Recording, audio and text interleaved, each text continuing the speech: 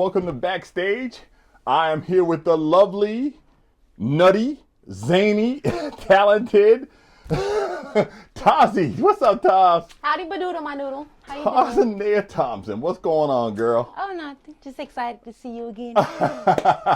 So, Taz, tell me what's been going on with you. I just been locked in, being a healthy lady, spiritual wellness, mental wellness, financial wellness, everything like that. Everything wellness. Everything, absolutely. So, Taz, let's talk about growing up, Taz. Okay? What were you like? Believe it or not, I was quiet. I was just quiet. I was a little bad, as the adults would say, but no, I was just quiet. I read a lot. I was in bad little books. I was always on a reading wall in elementary school up to 6th grade. That was me. Nerdy, but quiet. Nerdy but quiet. Nerdy but quiet. Keep that damn chair straight, please. Oh. So you moved around a lot as a kid. Absolutely. You're Army brat? Yes, my father's in the military. He's retired now, but... Okay. How was that, moving around a lot? As an adult now, I know, I'm very appreciative of it. It allowed me to be opened up to so many different, cultures, and the fact that, Black people can speak freaking French and German and all that stuff. You've been everywhere, right? You've seen it all. Exactly. I think it just allowed me to be a really malleable people person. Okay. I got that. And what was that like for high school, though, for going to school and stuff? So I went to a government school in Belgium. Okay. And I was loved there. I was pretty popular. Did cheerleading, did track, did... cheerleading, track, read a lot, but I was one of the only 2 Black girls, and the other 2 were both mixed. So they kind of I think fuck with me just because of that. Okay. No, I just put the blunt. Now, I like that. I like blunt. Yeah. So you land. How did you land here in the 518? Like I said, I was a nerd. I got accepted to Sage College of Albany they covered all my scholarships and including for a track thing. So I came here just because they offered me the most scholarships out of everybody.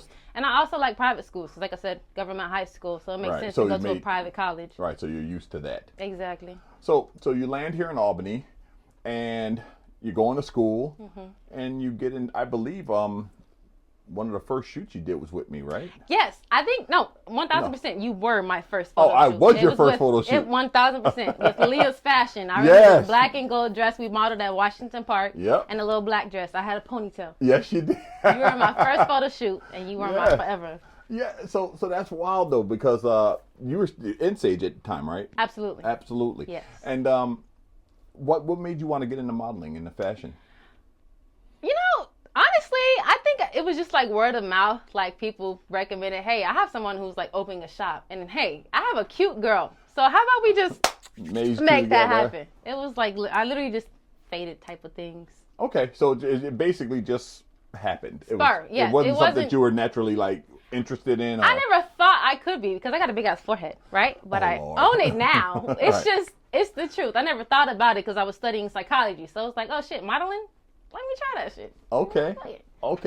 So, you go from modeling to, doing some things with modeling, and then you fall into music. Absolutely. I went to a karaoke event with the person who owned the fashion show, honestly. Okay. And I met an engineer there, and he heard me singing Hallelujah, the song from Shrek. And then he's hey, do you do music? I'm no. He's well, do you want to? Come to the studio. And then it kind of started from there.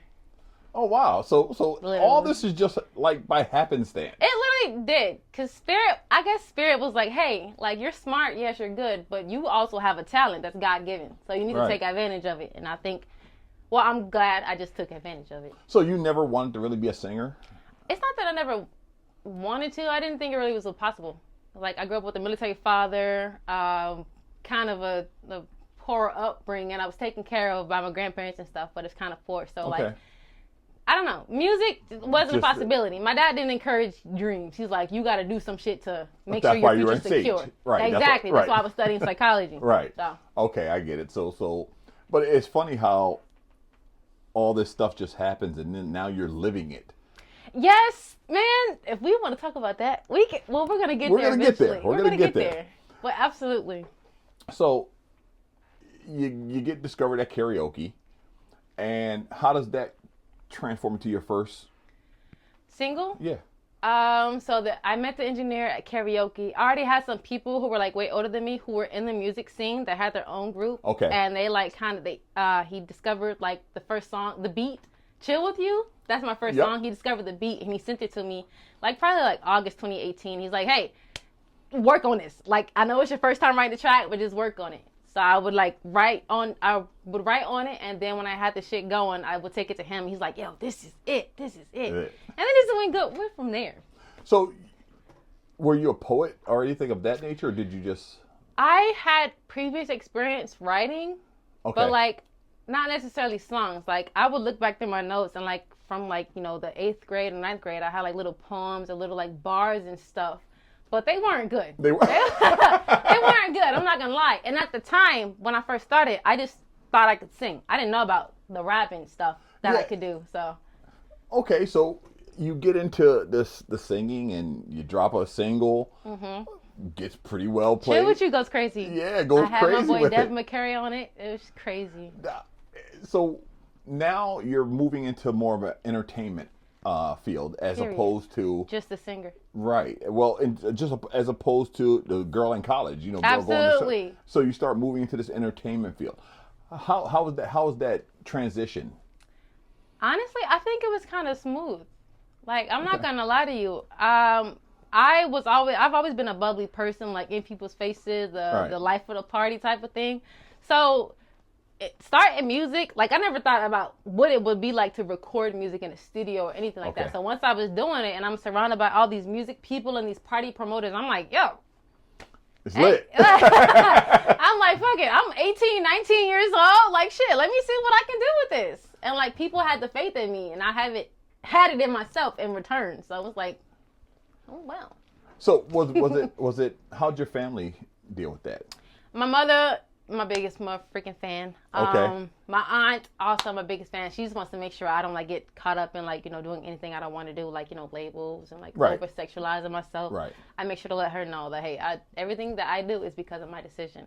My dad, I'm not sure how he is about it. I think he supports me, but that's neither here nor there. My family overall, everyone overall supports me. So you got an overall support system. Absolutely, 1,000%. Okay. 1,000%. So when did you, now, see, I know you as a singer, but the first time I heard you rap was actually on Zoo Boss's. Yes.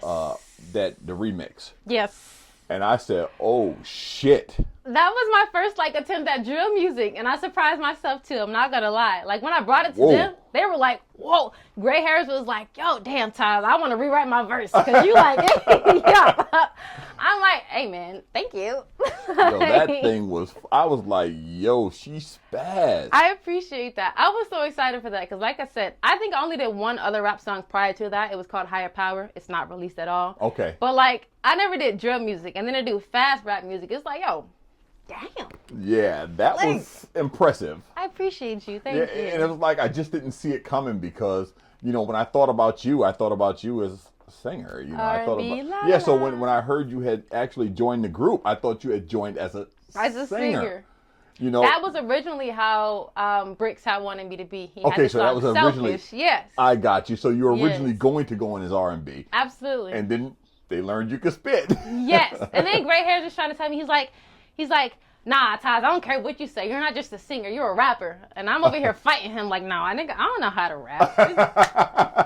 And now I'm like, damn, I'm an artist, period. So it was cute. And that's still, to this day, one of my favorite tracks, you know, of yours. I mean, I actually love that shit. That shit was on repeat for me for a long time. Hey, man. Well, the thing I show you when this interview is over, you're going to be like, no, this is my favorite. Well, we'll get to that because I want you to drop the T on that. Period. So now you start rapping.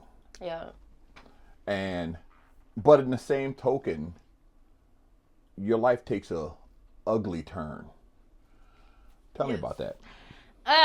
So July 2021, I found my boyfriend dead in our house, and then I took a hiatus from. Okay, wait. So I dropped "Chill With You" February 2021. Right? That's my first like official like drop on the music scene. Shit goes crazy. We get up to 6,000 views on the video, 6,000 plus streams on Spotify, Apple Music. It goes crazy. July 2021, find him dead. So I took a break because I had to figure out who I was. I was 21. I was like, oh my God, like that's a lot. What the hell do I do? There was some life stuff going on. The people around me, they didn't really understand me in grief state because I was like, well, more defensive. Well, yeah, a person in grief state, they could take on anything. You know, you don't know how they're going to grieve. So exactly, I understand that, and I do understand that people around you not knowing how to deal with it. Also, me as well. You know, so it's because you don't really know how to deal with it. It's a different world. It's a different world. You are in a different world as soon as you wake up, as soon as it happens. Exactly. Yeah, and this is someone so close to you. My boyfriend. So I mean, you're collapsing. You know, I collapsed. Literally collapsing. I collapsed. And your world's falling apart. And so what happens after that? You gotta start slowly rebuilding it a bit. I did. At first it was like, I decided to like treat it like a young girl would, and that's when you left Zoo Bosses too, correct? Around that time, yes. Right. Because things were not communicating necessarily, and I was a new person. They were new people because they also knew him. Right. So and you're going through trauma. I mean, this is crazy. Blatant trauma. I found blatant trauma, CPR and everything. I put in a lot of work to survive. But so that was kind of when I went on like my solo journey. I kind of stopped music, but I knew I couldn't. Everyone was telling me, especially his mom. She was like, no, like he loved your voice. Right. Like he supported you through all that. You cannot stop singing.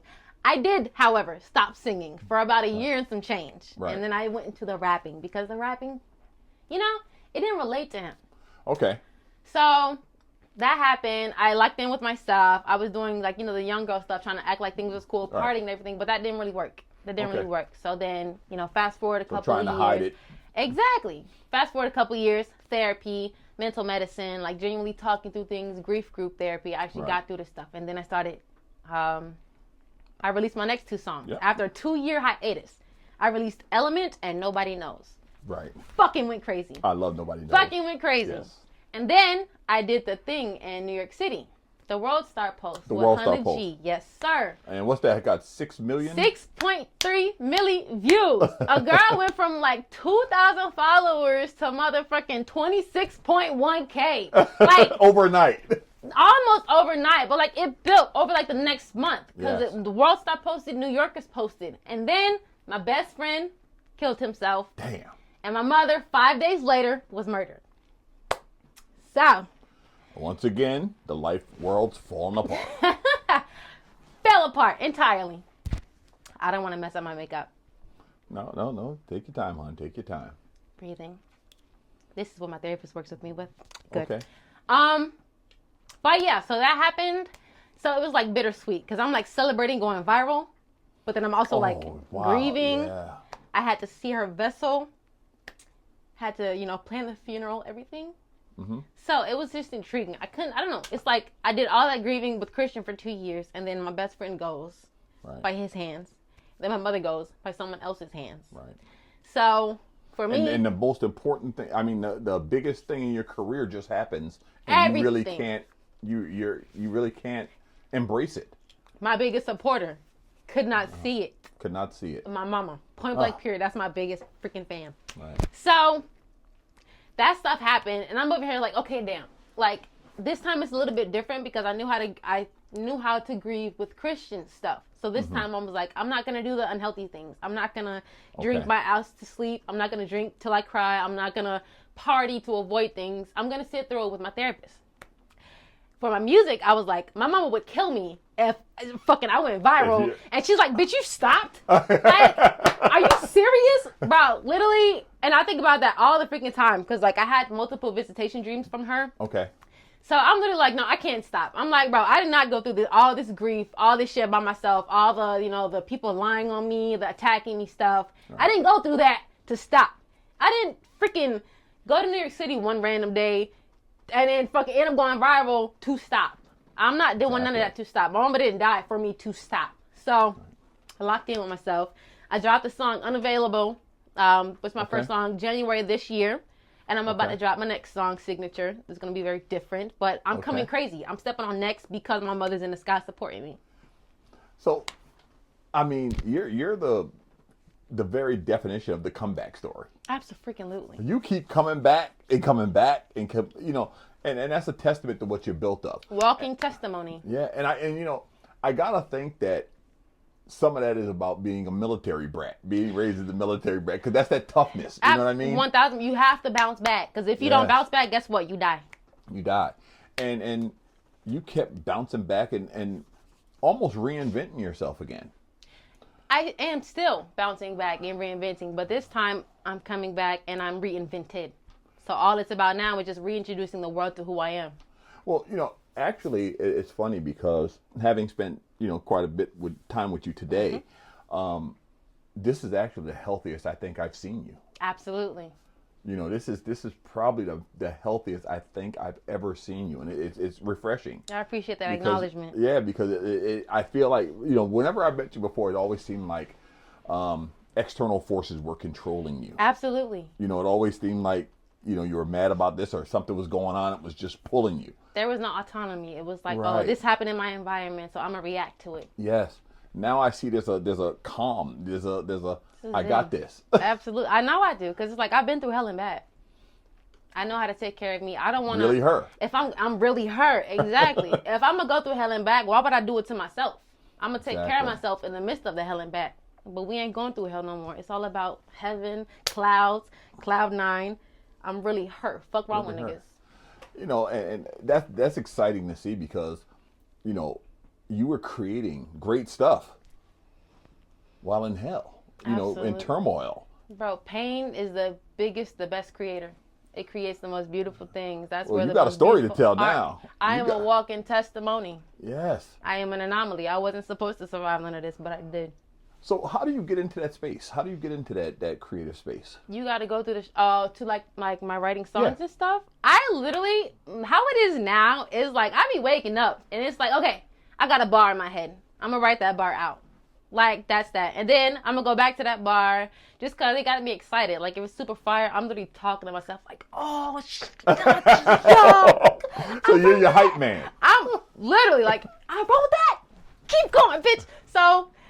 I don't know. I just tap into me. Like, I feel how I feel in that day. And I'm like known for like making sad R&B, sad hip hop, but I'm not there. So it's like where I am, I'm entirely different. So no, I literally have a bar in my head or like a verse for a song, whatever, or a melody.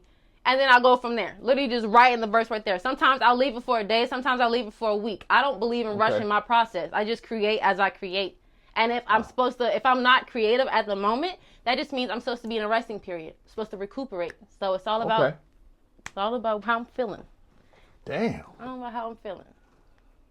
Wow. I mean, this is such a this is dope. I mean, just seeing you in this space and knowing what you had to, actually knowing the story of what you had to go through to get here. It's really a refreshing story. It's really amazing. I'm glad that you're sharing that with everyone because sometimes we go through our own shit and we don't speak upon it and everyone thinks they're alone going through their shit, that nobody else is going through it. Absolutely. And your story may help someone that's actually whether they're grieving their partner, their friend, their bestie. Everyone goes through it and we're all human. We all make our mistakes. We all gotta grow. If whatever I do in my music, what I say in my lyrics, if it hits somebody's heart, then that's what it should be. Because as they say, music is a universal language. Yes. Okay? No matter what. There's someone else who knows what you're going through and they know how to speak it in the exact right words. Because sometimes we ain't got the right words. So, what finally got you to treatment?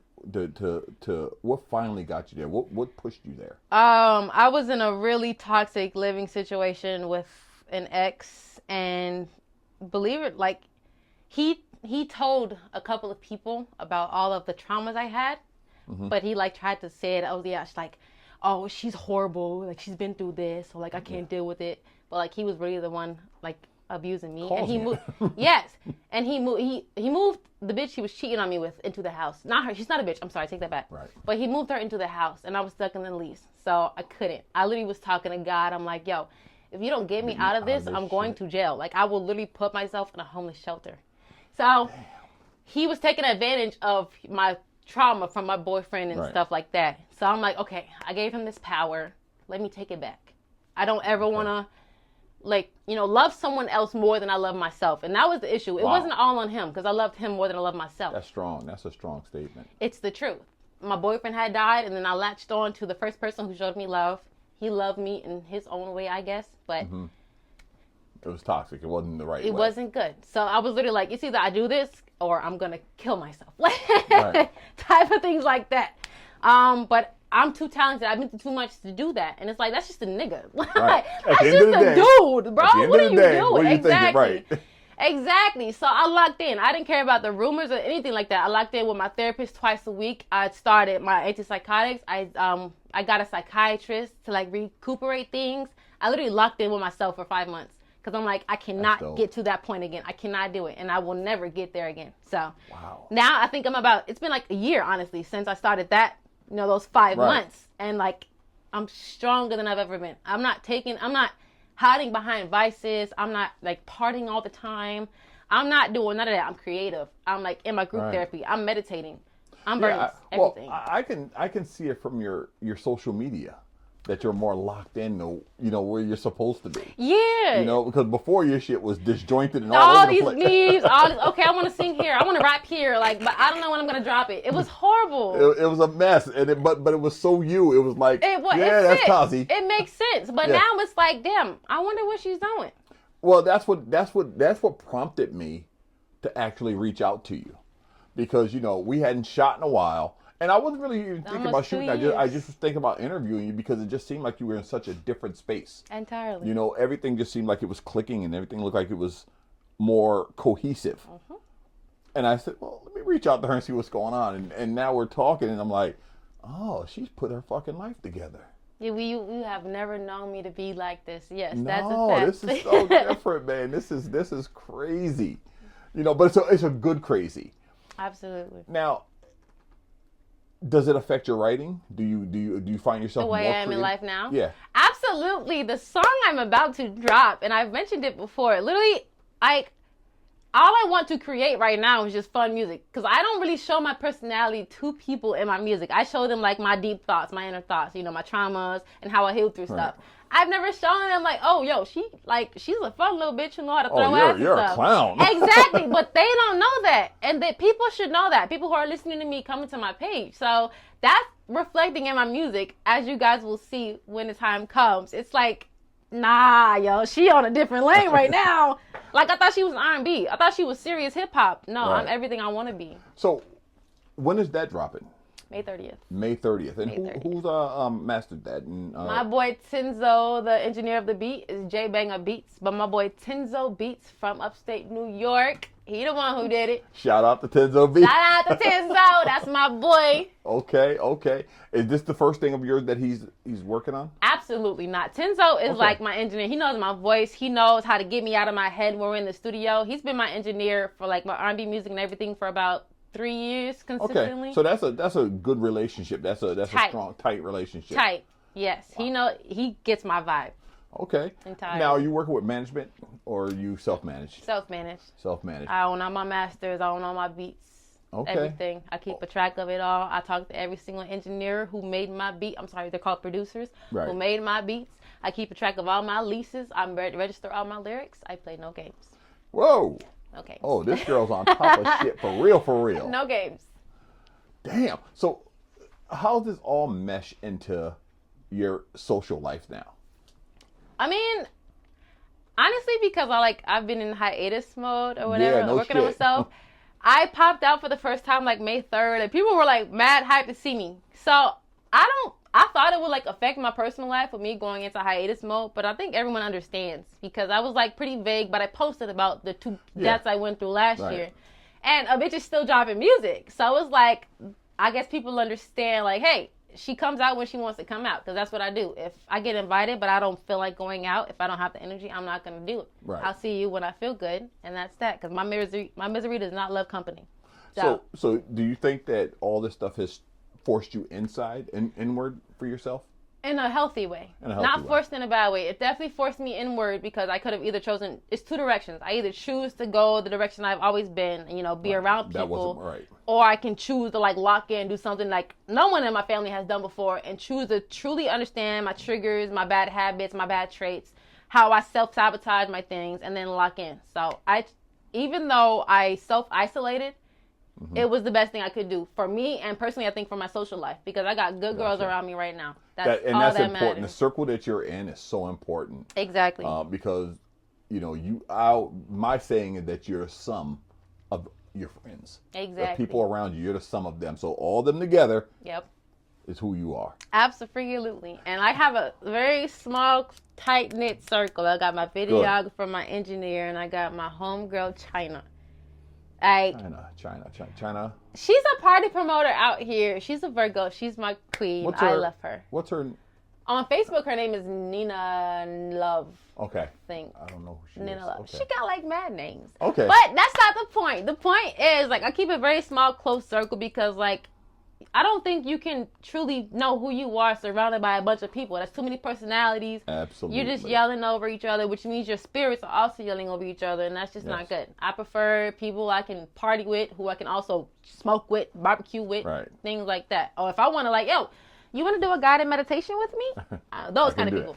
So, all this, and now you're working in a field that you love to work in. Audio visual tech, yes. Tell me about that. Yes. So to be an AV tech, long story short, you set up lights for like galas, proms, pharmaceutical meetings, sometimes interviews, sometimes concerts. Like this past February, we did lighting and audio for Tank and Rick Ross. So you meet a lot of people, and for me, it's like I have access to this equipment, so I can use it as an artist for like my videos, for just random little contents for shows. Like we can ask, hey, do you guys like need extra lighting, and it can be provided. And the fact that I know how to run this stuff, like it's like I could run my own show for my own show. So it's fire. It's beautiful. It's a lot of work, but like it's rewarding work. So rewarding. So rewarding. So you love what you're doing now. Absolutely. So is this the healthiest space you've been in? In my entire life. Yeah. In my entire life. I would just, like, even when I was, like, surrounded by a bunch of people, right? Be in a house. And they're like, oh, let's watch a TV show, right? But then, like, there has to be, like, mics or, like, you know, alcohol around and stuff. Even when I would, like, try to say, oh, I don't want to drink tonight. I didn't have the willpower when it was around me to stop. Ended up doing it. Exactly.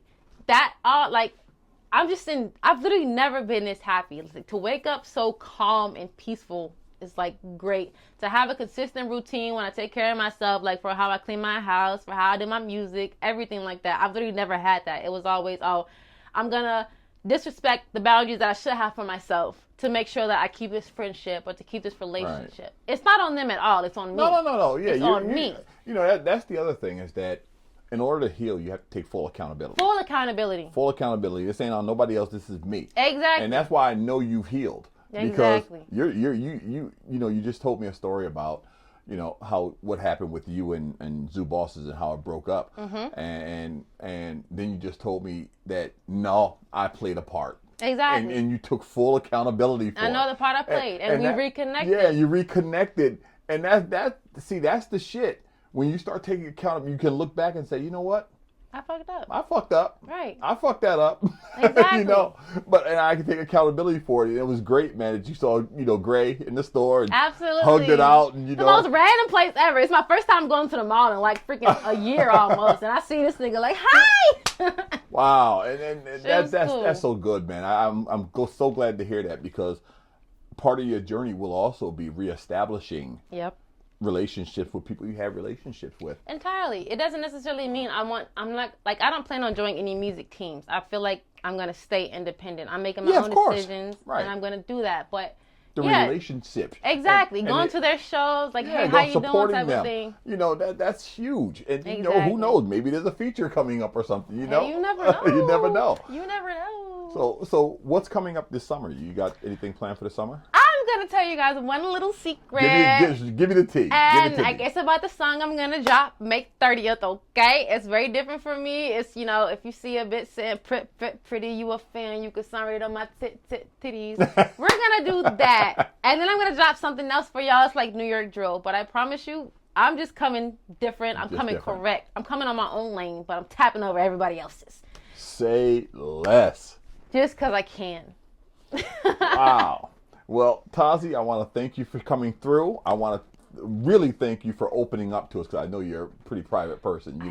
You never discuss what's going on with you. So I really want to thank you for coming through and sharing this with my people. I appreciate you so much for having me. And y'all stay tuned. Stay tuned. Now, Tazi, also, where can they find you at? Oh my God. Y'all can find me on Instagram, any social media at Tazi, OHTAZII. If you want to, on Apple Music, Spotify, all music platforms, it's Tazi Artist. TAZI Artiste. Okay? Everywhere else, that's that. Thanks so much.